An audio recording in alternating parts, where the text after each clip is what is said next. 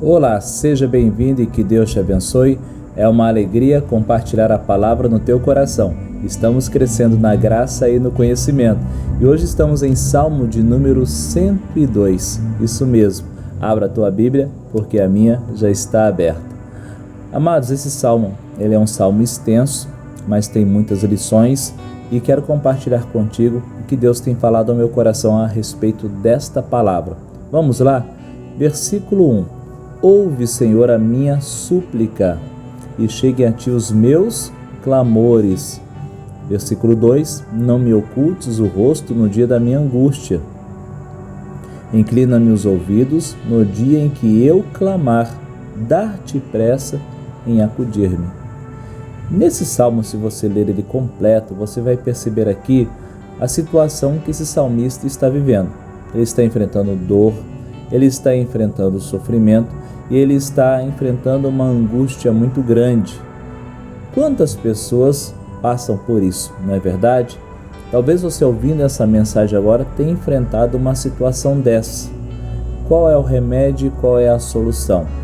A resposta está na própria palavra, que no dia da angústia ele suplicou, ouve as minhas súplicas. Essa palavra súplica quer dizer pedido insistente, humilde, desesperado.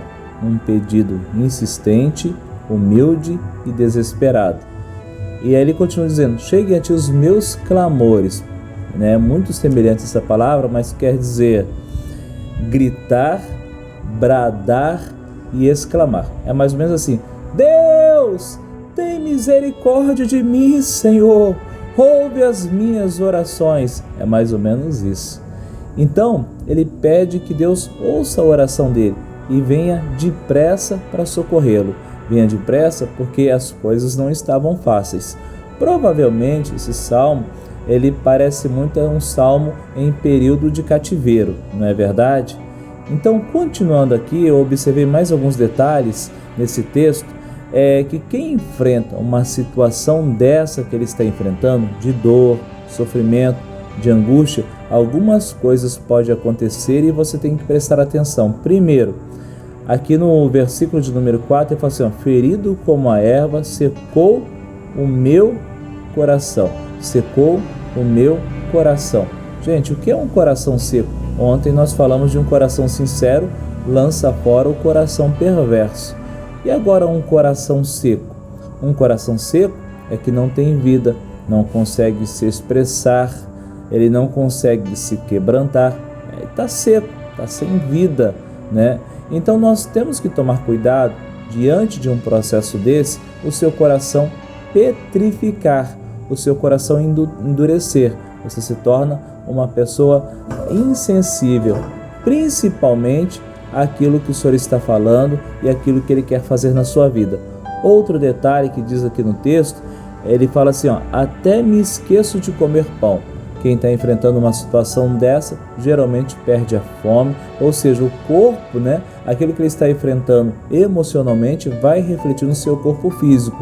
Então ele deixa de comer. No versículo 7, ele não dorme. E no versículo de número 9, ele fala assim, por pão tenho comido cinza. Ou seja, até a comida ficou sem graça. Perdeu o paladar, Você pode colocar o melhor prato na frente daquela pessoa que ela não quer comer. Então, são alguns sintomas que podem acontecer num dia de sofrimento, num dia de luta, de angústia, mas precisamos tomar cuidado, Sempre há esperança. Aqueles que servem ao Senhor, sempre há esperança. Versículo 19, que o Senhor, do alto do seu santuário, desde os céus, baixou vista à terra.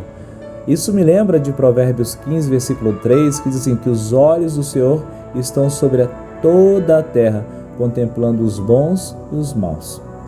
Então veja bem que os olhos do Senhor estão sobre a tua vida agora, e Ele está ouvindo o teu clamor, Ele ouve as tuas súplicas, mas você precisa clamar, você precisa buscar a presença do Senhor. Segundo ponto, para ouvir o gemido dos cativos e libertar os condenados à morte. Isso aconteceu também na terra do Egito. Lembra quando eles estavam na terra do Egito e Faraó, né, assim oprimindo aquele povo, eles começaram a clamar, pedir para Deus misericórdia. Deus enviou um libertador, que foi Moisés, e Moisés tirou eles da terra do Egito. Então Deus sempre vai ouvir o clamor do povo. Mas também lembro do Salmo de número 61, né? Leia o Salmo de, Isaías 61. Você vai perceber que a palavra é muito forte, porque ela fala assim: e ele me enviou para colocar os cativos, né? Aqueles que estão presos em liberdade. Amém? E agora, analisando, amados, e assim meditando essa palavra, precisamos tomar cuidado, porque às vezes você fala assim, né, sobre prisões. Eu estava conversando com a minha esposa esses dias. Uma das piores prisões que existe não são as prisões físicas, são as prisões que estão aqui na mente. Porque uma prisão aqui na mente, trabalhando com pessoas, eu observo que somente a pessoa pode sair de lá.